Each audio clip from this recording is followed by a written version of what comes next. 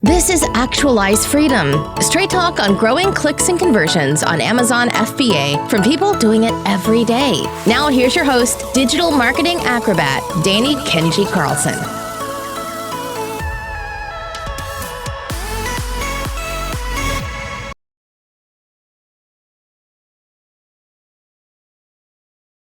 What's up, guys? Danny Carlson here with the Actualize Freedom Podcast, and we have a special edition today. We have a very interesting person who is one of the more interesting stories that I've come across. He essentially had the biggest supplement company in the world at a certain point at a super young age.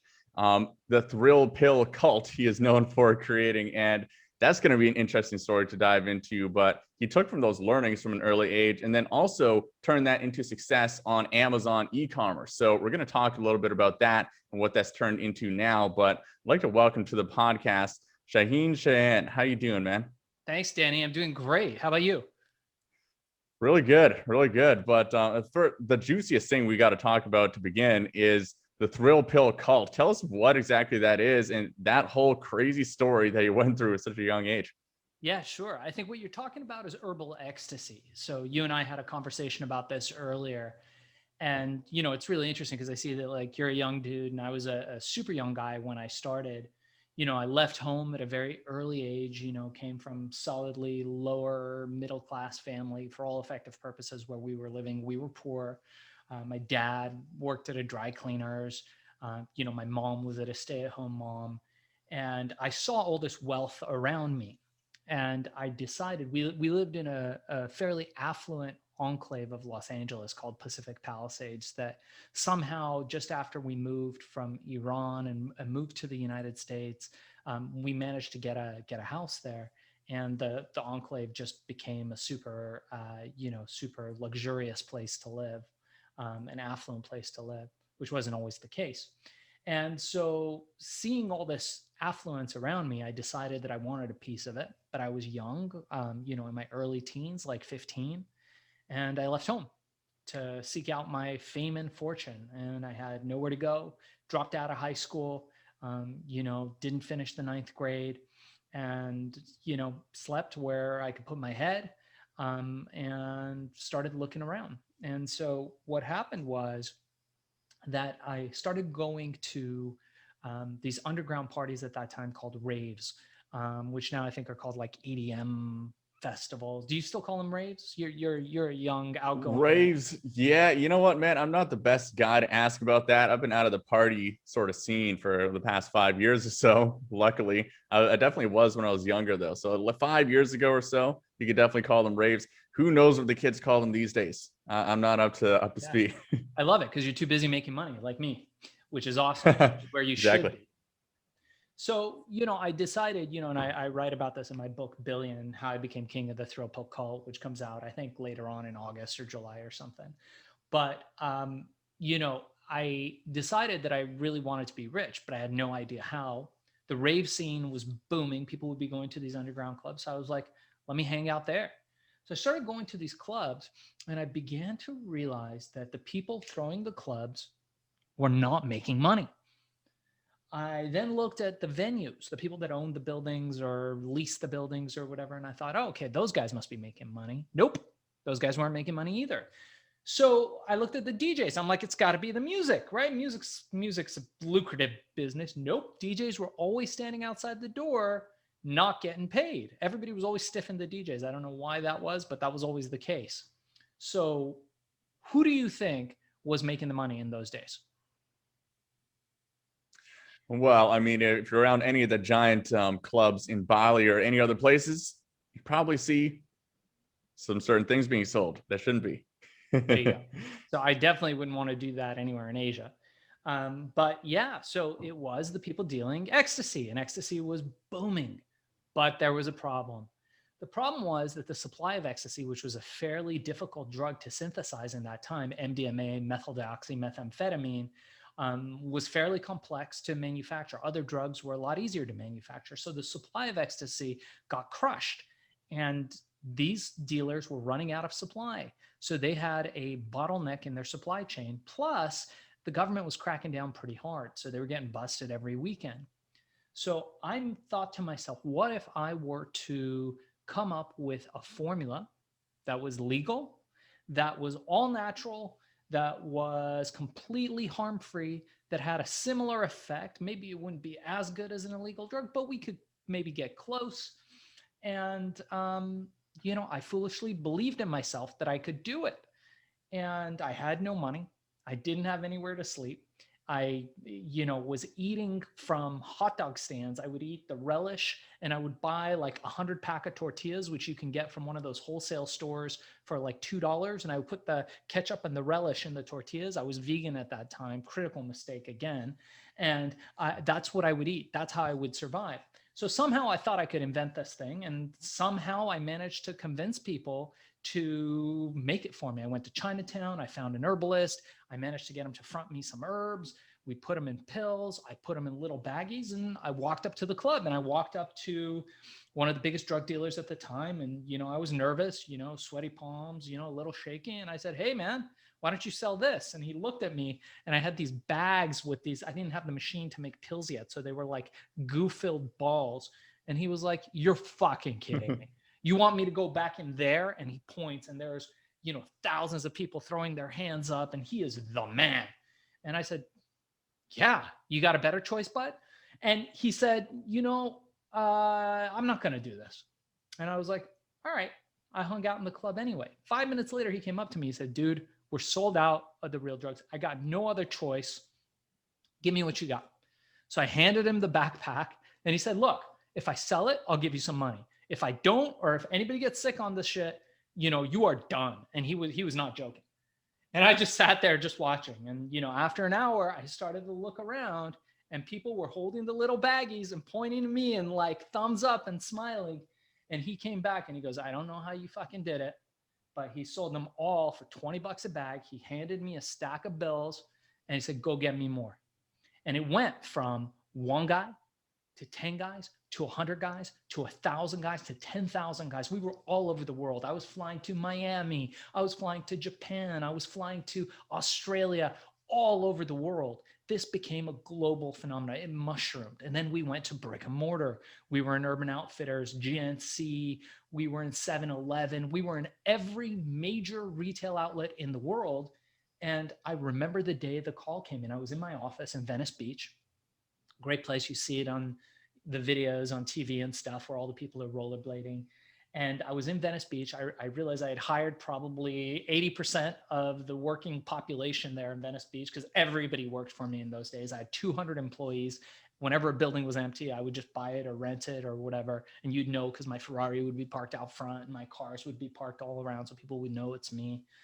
And I remember in those days when the call came through, and my secretary kind of nervously looked at me, and we had secretaries in those days, pre-internet.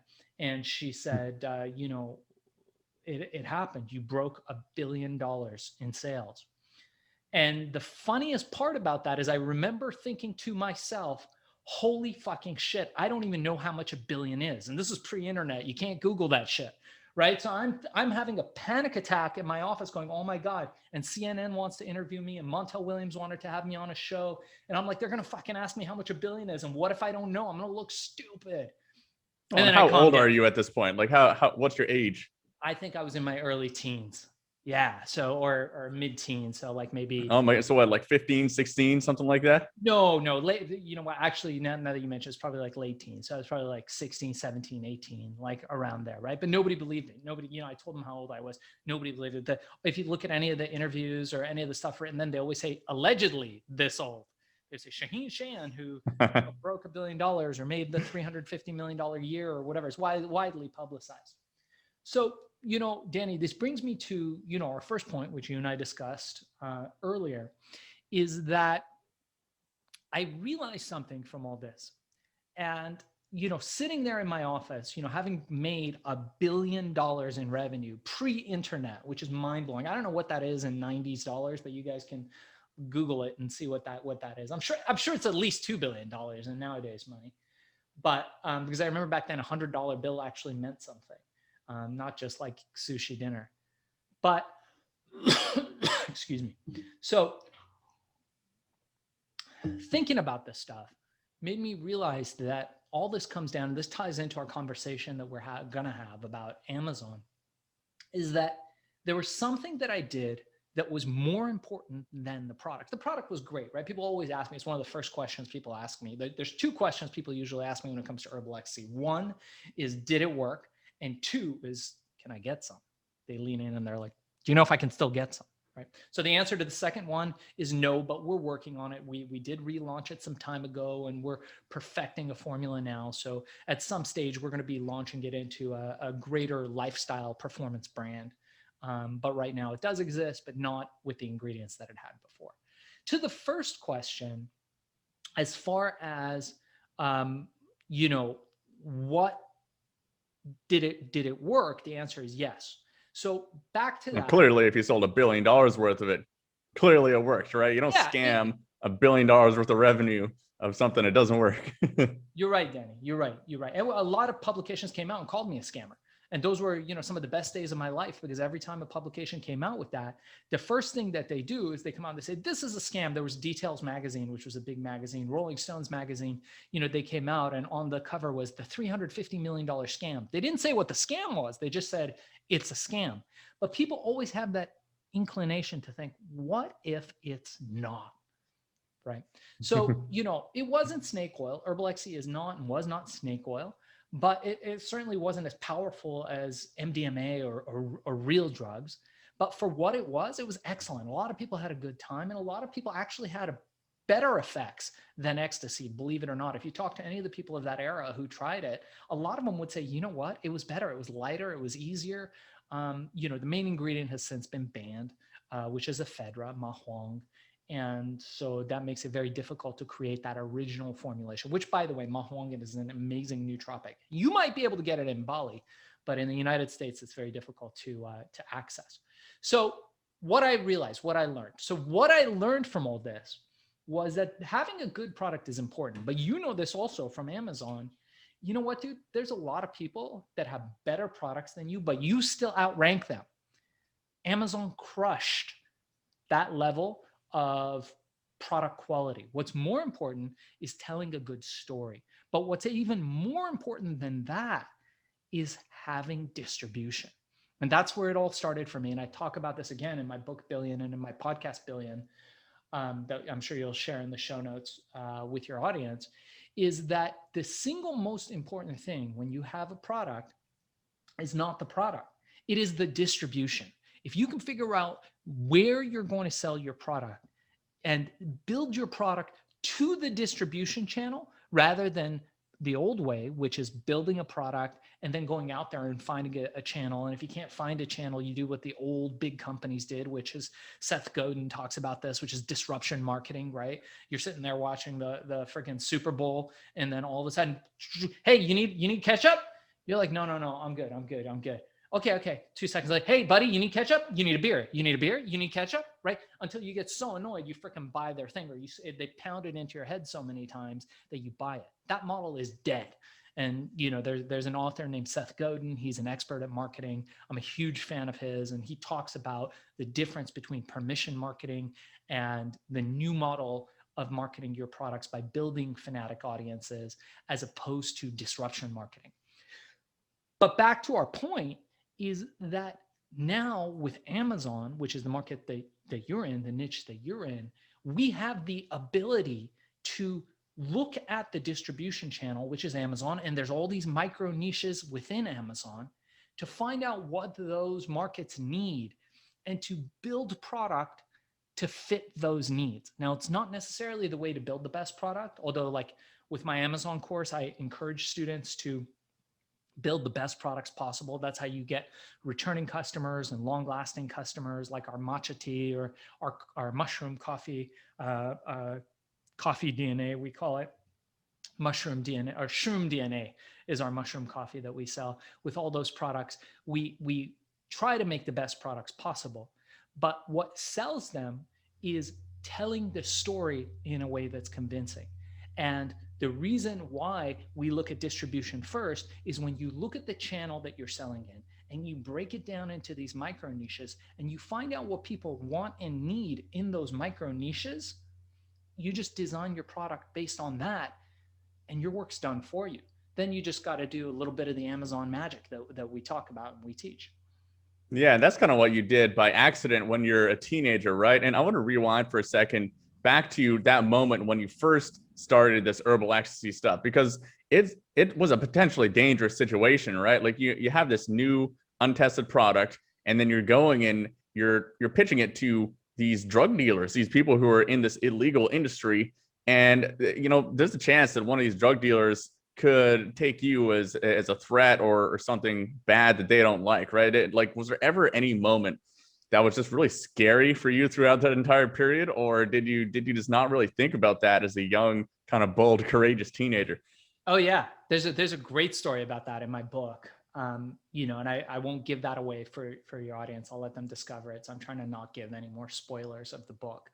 But it was a wild ride, and yeah, all that stuff was involved. I tell the story of how one day a mysterious man shows up in my office with a briefcase with $1 million and a private chauffeur waiting to take me to a airport on a private plane to Japan, where I had no idea who I was meeting until I realized it was with the Yakuza, the Japanese mafia.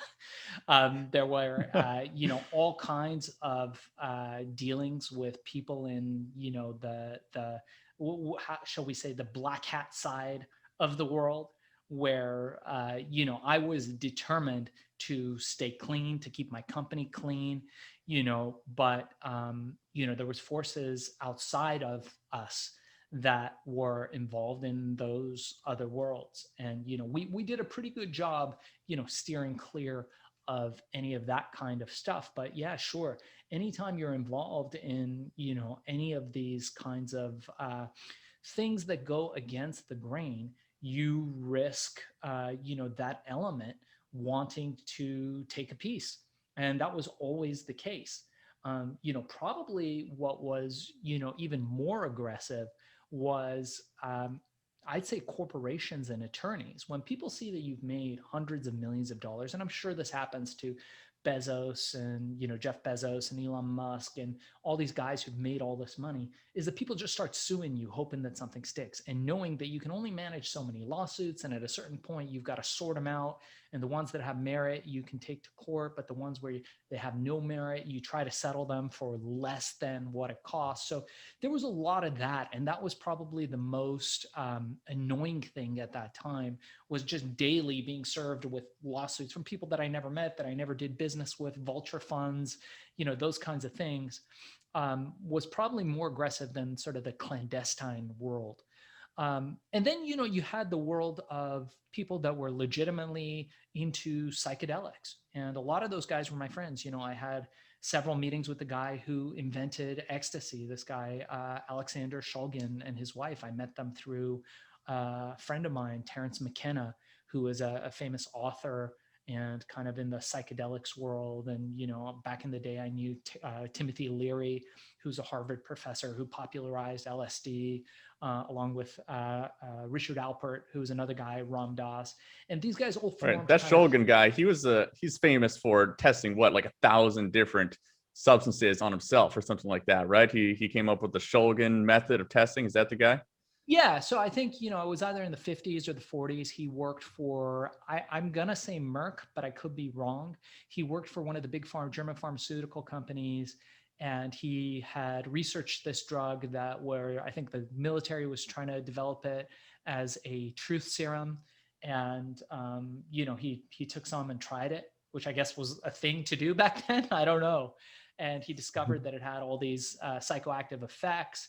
And the guy, he went off and, started making what he called, they're called analogs, I guess, in their world, where you change if you know chemistry, you change the chemical structure just a little bit, and you get all these drugs that each have a slightly different effect than what the original invented drug is. So he did that, and he wrote books on it, and they were kind of seen as gurus in that world, and a lot of people followed them. And, it was a nice old couple that did way too many drugs, to be honest. Yeah. Well, I mean, from what I've read, he had tested something like 1,000 different self-made substances throughout the course of his career on himself, which is it's kind of crazy, but he's a legend amongst the kind of scientific community when it comes to psychedelics, for sure. But let's hop over to kind of the future. So obviously you learned some really important lessons, maybe by accident or by luck, or whatever you want to call it, bold bravery of your young self. You just learned like how something can really take off if you really hit a core niche audience with a product that really meets their demands, right? So what were the main lessons learned from that whole experience that you're now utilizing with the current brands that you are selling today? Yeah, so ultimately, I think the thing is, I think your audience is probably people who are just starting on Amazon or active sellers on Amazon and have been selling for some time. Is that right? Yeah, that's about right. Yeah.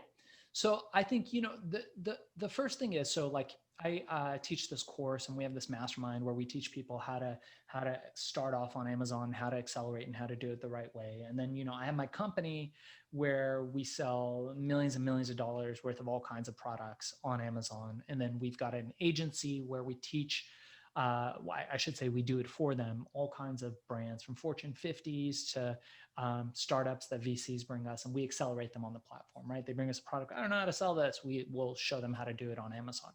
Now, the key lessons are that first and foremost, you want to be able to break down the products that you have. And, this is one of the fundamental first things that we teach people in the course, is that not every product is going to be a home run. Okay. So first and foremost, what you want to do, especially since you're a young guy. How old are you, Danny? 29. I love that. The 20s are an amazing age to be in. I'm 46 at the time of this recording. So, okay. So the first thing you want to do is you want to realize that you need a feedback loop, right? Circle.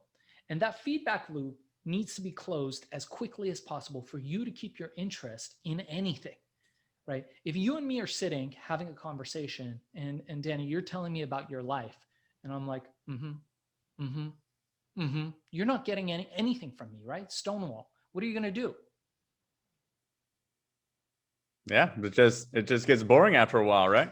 Yeah, you move on, right? You move on somewhere else, someone else, right? Why would you waste your time talking to me? You're not getting anything, and that feedback loop isn't closed. It's just going around and around and around, right? So similarly, with Amazon, people are always asking me, dude, I use Jungle Scout or I use Helium 10, and I found this product, and I'm going to sell collagen and make $5 million a month. This is great. And I said, yeah, buddy, but what if you don't? Do you know how much money you need to spend to capture the ranking in that category? Do you know how many giveaways you need to do to even get to the top 50 ranking in that category? Yeah, well, I can raise money. I can do, okay, great. How long is that going to take you? Oh, I don't know. 6 months, a year. Well, think about this. What if you fail, right? What I like to tell students to do is first and foremost, you organize your product research into buckets. First and home run. First base, second base, third base, and home run products. Your home run product is going to be like your collagen, right? It's going to be one of those products, and it might not be collagen because that market is way oversaturated, but it can be something in that range, right? And you're going to plan that. But immediately when you start selling on Amazon, you need to find one piece of low-hanging fruit. It could be an arbitrage play. It could be an easy repackage play. It's got to be something that you have a high likelihood of success and likely a low likelihood of having any kind of big profit immediately. Why? Because you want to close that feedback loop, right? I guarantee you, for any of you guys who haven't sold before on Amazon, eBay, Etsy, Walmart, or any of these platforms, is that once you sell one thing, you're going to be calling your best friend going, dude, Danny, you were right, man. Amazon's the shit. I just sold a bottle of ketchup. And you're going to be like, yeah, dude, I'm selling 50 grand worth of ketchup every day, right? But the excitement level is the same. Why? Because you close the feedback loop. So lesson number one, always start off with the low-hanging fruit that's going to give you the quickest closing of that feedback loop. Secondly, that cost of making mistakes is going to be lower because presumably you're going with a first-base product. The profit margins are low. It means the competition is less. So you're going to sell some. Maybe you'll break even. Maybe you'll lose a few bucks. But you know what? You're going to learn some lessons. You're going to learn that shipping beach umbrellas that are too big incur an Amazon oversized fee. Or maybe you calculated for the oversized fee, but then you're going to learn that those beach umbrellas break when they come in the mail. Great. You now have made that mistake in a very small arena. And now when you move on to the next arena, you're going to hire a third party inspection company for $300. We've got a list of resources in our course, or if anybody needs, reach out to me and I'll share them with you, that they will go out to your factory in China and they will drop test the product. They will check it for you. They will physically go there and send you pictures so you can test it. Or maybe you learn that, hey, China red factory makes them breakable, but the China blue factory makes them foldable. And I want the foldable ones because now I don't have to pay the oversized fee. So you learn all these little details, but you learn them through doing, and you close that feedback loop. So by the time you're on to your second base product, you go, you know what? I sold some of these and maybe I made a couple grand this month. So it's enough to pay my rent, but it's not going to change my life. I want to start doing more products, selling more products on Amazon that change my life. Now on the second base product, you're closing that feedback loop, but you're making a little bit more money and you're not repeating the mistakes that you made early on. Yeah, that's such an important point right there. Like I've just seen this so much over the past. I've been in the Amazon space now, I guess, for 5 years or so. And I've seen so many times where people are just swinging for the fences on their very first shot. And they're like, all right, I got 50 grand. I'm just going to go all in. I'm going to take out all my savings. I'm going to, put a freaking second mortgage on my house or whatever it is. And I'm going in on this product and it's going to work. I'm going to make 100 grand a month. And I've seen that work sometimes. I've seen some people really, really smash it with that, but more often than not, I've seen people really get themselves into trouble, right? Some people, and myself included, have the kind of the psychological tendency towards optimism, like entrepreneurial optimism. I think a lot of us wouldn't be entrepreneurs if we didn't have that psychological tendency, right? But it can also get us into trouble if we're really not being realistic about things. So like, I know at least my first couple of years in business, I definitely was that person who was just swinging full as hard as I could at every single baseball that came my way, right? And sometimes it would work, but more often than not, it doesn't work, right? And like over the years, I've learned to not swing at some of those balls, right? And take things more conservatively so that you don't, at least the balls that you're swinging at are not, if you miss it, then you're going to be in a bunch of debt that's going to be really hard to get out of, or you're going to be in a situation that you don't get to play again for another 6 months or a year until you can get it sorted out, right? And that's one thing that I think you're saying when you're talking about this feedback loop is you want to do it in small incremental steps where you're learning, but then you're not losing the game at any point during that process, right? Yeah, absolutely. You're right. It makes sense to start off slow, so like I do combat sports. I do Brazilian jiu-jitsu that I've been doing now for close to 5 years. And, if you step on the mat the first time and you find the biggest, baddest dude, his ears are all cauliflowered, he's got a black belt, his gi is all torn up, there's like blood everywhere, he's just sweating, you standing there and you go and spar with that guy, you try that guy on the mat, but you're not going to have a home run. It's just not going to happen. Instead, if you go with somebody more at your own level when you're starting off and you're learning together, then that's a different story, because now that's low-hanging fruit. Maybe you're a little bit stronger than that guy. Maybe you're a little bit faster than that guy, right? If you choose correctly. So you can have some success there, which will encourage you to continue doing the sport. Now, if you went with that big monster, MMA black belt guy, and the next time you wouldn't be so excited about going with that guy. And in all fairness, the big guys in jiu-jitsu, the guys that are black belts, are the best guys to spar with because they are really chill. So it's the least likelihood of getting hurt. But in this case, I'm using this as an example. If every time you went against that guy and you couldn't even get a movement in, you couldn't do much less, save yourself, and you're tapping out every time, it's not going to be so fun for you to continue. You're just not going to want to do it because the dip is so high. You're looking up, you're inside that dip and you're looking up, you're just not going to make it. So absolutely right. You got to start with smaller steps, which brings us to our second point of our conversation, which is foundational thinking. So a lot of people, want to skip a step. And I teach this first thing in my course before anything else is that you need to have your foundations straight, your life foundations. And, our course, we have a free course. It's a 1-hour crash course. It's everything you need to know about selling on Amazon from A to Z. And for any of it's normally $200, but to any of your subscribers, listeners, if they have money, if they don't, it doesn't matter. I'm happy to share it with them for free. You don't need any money, as you know, to start a business on Amazon, not any real money. You need a few bucks to open the account or whatever. So you don't need to spend big money. We then have a mastermind in a course, which, we hand select people. It's under 100 people, and it's a community of sellers that help bring each other up. And there's, weekly coaching with me.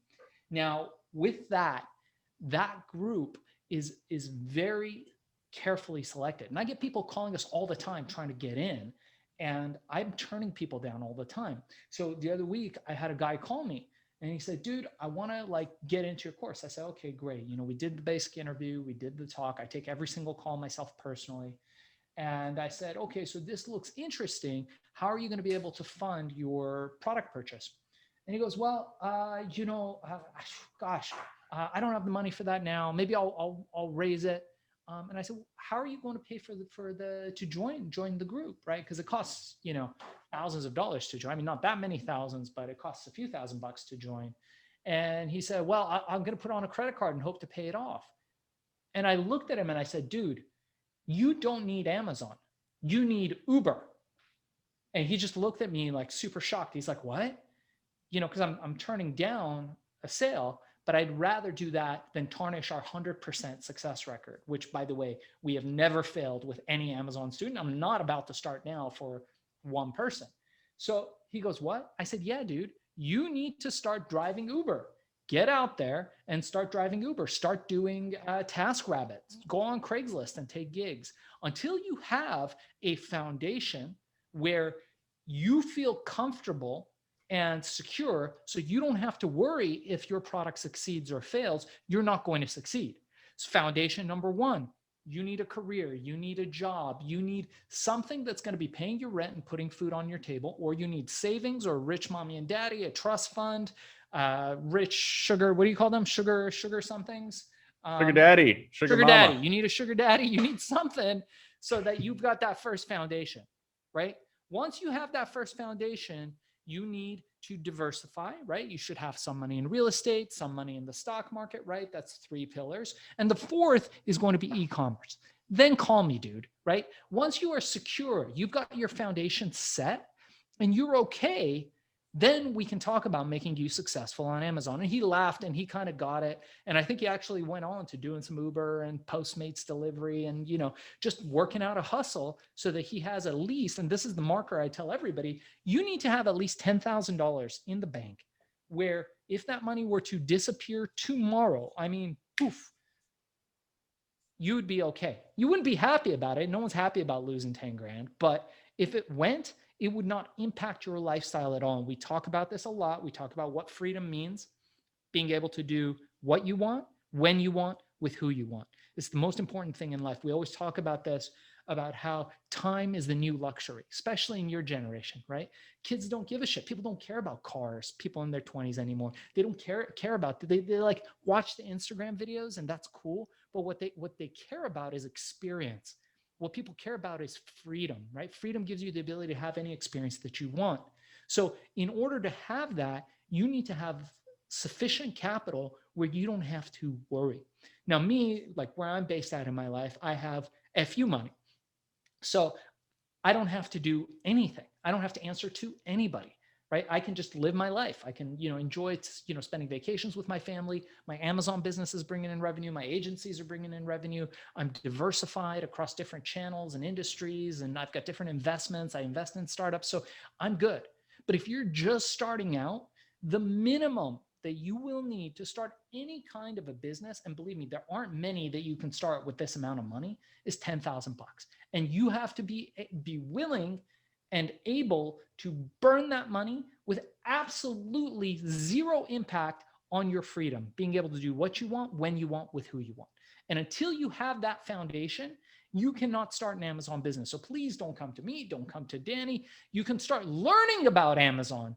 But if you want to be successful, you need to have a certain amount of money that you are detached from. Because what do we know about detachment is that when you are, you're a young guy, right? So you're going to be hanging out with a girl, right? You meet a girl for the first time and you go up to her and you're all like, oh, how are you doing? Oh my God, you're so beautiful. You're so amazing. I'm going to call you every day. What's she thinking? Yeah, you're a loser. You're needy, right? But if you're like, whatever, right? Like, you want to hang out sometime? Cool. We can hang out, right? Maybe not next Thursday, maybe the Thursday after, whatever. Just call me. You're detached. It doesn't matter, right? You're not attached to outcomes. That's where you have the chance of greatest success. And believe me, your subconscious knows. Your subconscious knows that you are worried about where your next meal is going to come from. So, you are not in a comfortable place to be thinking about making millions. That is not the right place to be. Where you want to be at first is stability. Once you have stability, you've got a job, all that stuff, then the next thing you need to start thinking about is stop selling your fucking hours. I tell this to people all the time. The biggest single mistake that young entrepreneurs can make, I don't care how much you get for an hour of your time, you only have 24 hours in a day. We all only have 24 hours in a day. So you want to get to your next goal, the next milestone, which is I will no longer sell my hours. So you get your financial freedom and then you move in. And that's where Amazon, Etsy, Walmart, eBay, all these online, even now Shopify and, these e-commerce platforms enable you to make more money in a month than 5 of your friends working 9-to-5 jobs with 1/10 of the effort. But it takes time to build, and it takes time to build that foundation. And so what you need is foundational thinking. For me, it was helpful to have mentorship, and you can get mentorship by finding a mentor or by joining a mastermind. And that's why we built the Amazon Mastery Group, the Amazon Mastery Mastermind, where you have a cohort of other people that are exactly where you're at, and they are learning at the same pace that you are. And we have mentors, we have the best people in the business who will coach you to become better and to have that element of financial freedom. Yeah, mentorship has certainly been important for me. And I want to echo your sentiment on foundational systems and having those things in place. Like an example that happened with me is finances. Like I never really had control over my personal finances when I started a business. And even for my first few years in business, I had really no idea the financial health of the business. Like I was terrible at looking at financial reports and, cash flow spreadsheets and all this kind of stuff. And I learned some expensive lessons by not knowing that foundational skill, right? Like not just either not tracking certain things that I should have been tracking, or just not looking at reports as much as it should be, or just not even understanding them, right? And certainly as an e-commerce business owner, you really need to intimately understand the cash flow and the profitability of your business, because if you're not, then you're going to get yourself in a situation where either one, you're not profitable. Sure, there's lots of revenue coming in, but maybe you're losing money, or even worse, you have a big cash flow crisis where you just find yourself in a situation where, hey, I actually don't have any more money to pay my suppliers or to pay for all this stuff to keep the business running. Guess what happens in that situation? Your business is gone, right? You can't afford to keep your business running. So I think those foundational pieces are absolutely crucial, right? Just winging it along to a certain degree can work, but also if you're missing those foundational pieces, you're going to run into a lot more problems that you didn't have to.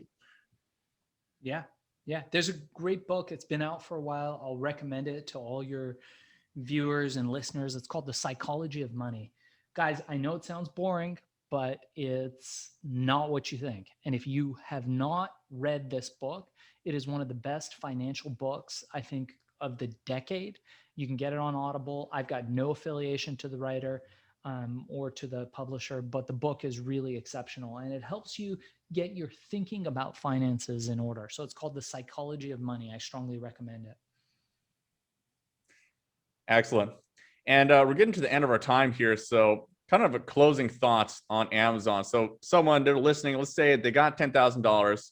They want to get rocking on Amazon. They have the right expectations, which I love how you touched on that. You're not pushing people to put something on a credit card and just go wing it when they don't have the cash to back it up, because it does take cash to start an Amazon business.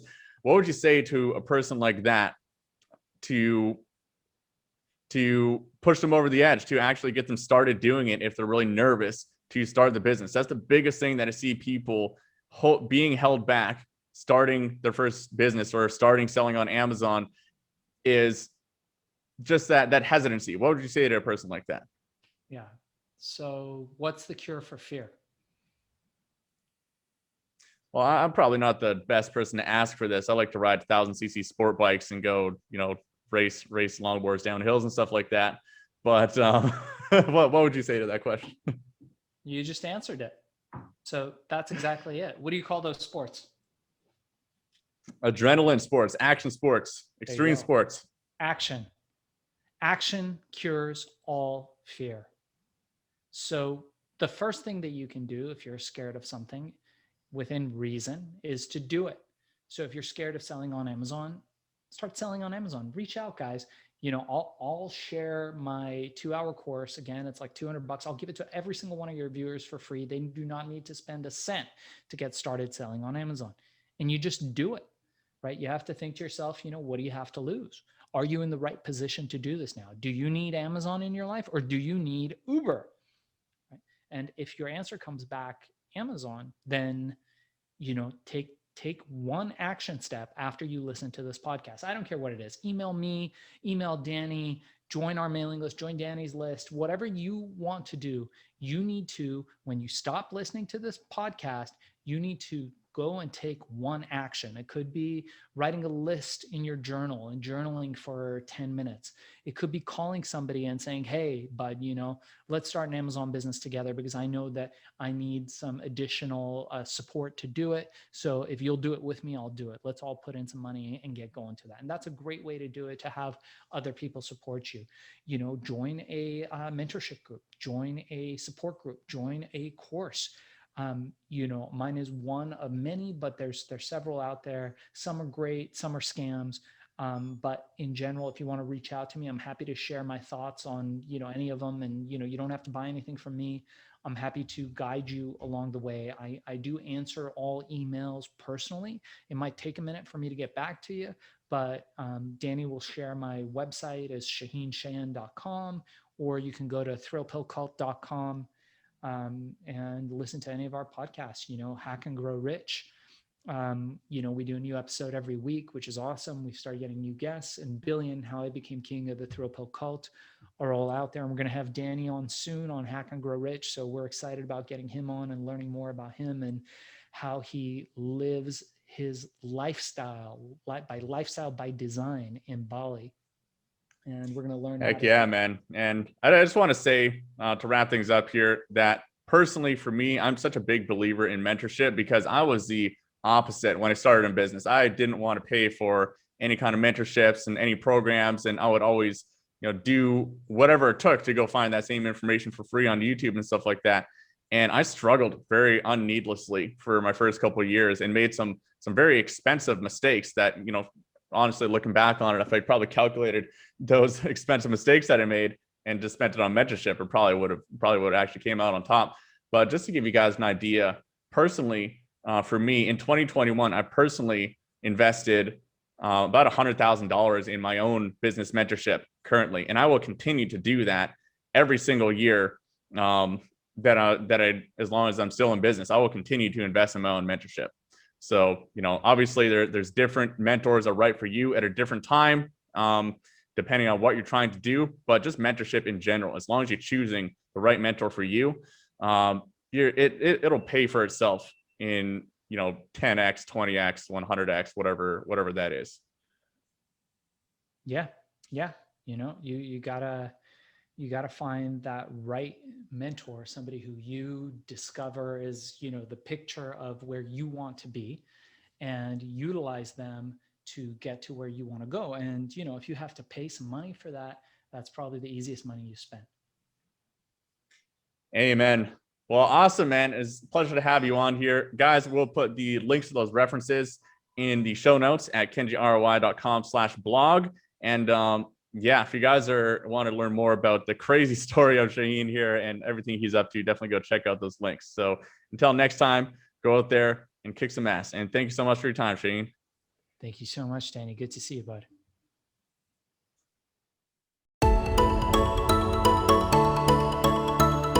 For show notes and resources mentioned in this episode, visit kenjiroi.com.